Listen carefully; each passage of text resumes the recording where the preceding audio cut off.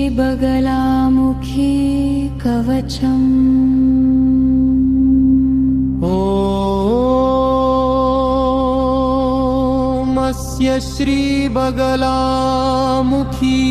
कवचस्तोत्रमहामन्त्रस्य ब्रह्मा ऋषिः अनुष्टुप् छन्दः श्रीबगलामुखी देवता। ह्रीं बीजं स्त्रीं शक्ति ह्रीं कीलकम् सर्वशत्रुविनाशनार्थे पाठे विनियोगः। ॐ लिङ्शिरः पातु बगला पीताम्बरधारिणी ललाटं पातु मे नित्यं सर्वशत्रुविनाशिनी।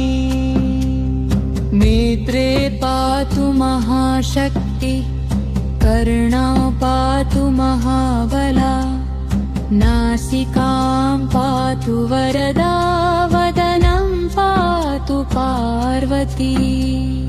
जिह्वां पातु महामाया कण्ठं पातु शिवप्रिया सकन्धौ पातु महादेवी बाहू पातु सरस्वती। करो पातु विशालाक्षि हृदयं पातु भैरवी स्तनो पातु महालक्ष्मी कुक्षिं पातु शुभप्रदा। नाभिं पातु महाकाली पृष्ठं पातु सुरेश्वरी गुह्यं पातु महाविद्या उरु पातु महोदरी।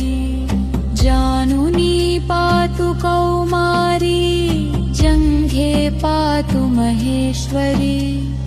पादौ पातु महारौद्री सर्वाङ्गं पातु चण्डिका। पूर्वे पातु महाशक्ति दक्षिणे पातु वैष्णवी। पश्चिमे पातु कौमारी उत्तरे पातु चामुण्डा। ऊर्ध्वं पातु महालक्ष्मी अधः पातु महोदरी। सर्वतः पातु सर्वेशी सर्वशत्रुविनाशिनी। इति ते कथितं देवि कवचं परमाद्भुतम् सर्वशत्रुविनाशाय सर्वसिद्धिप्रदायकम्। इतं कवचम् अज्ञात्वा यो जपेन्मन्त्रमुत्तमम् न तस्य जायते सिद्धि कल्पकोटिशतैरपि। इदं कवचं महापुण्यं त्रिसन्ध्यं यः पठेन्नरः सर्वशत्रुविनाशं च लभते नात्र संशयः। इति श्री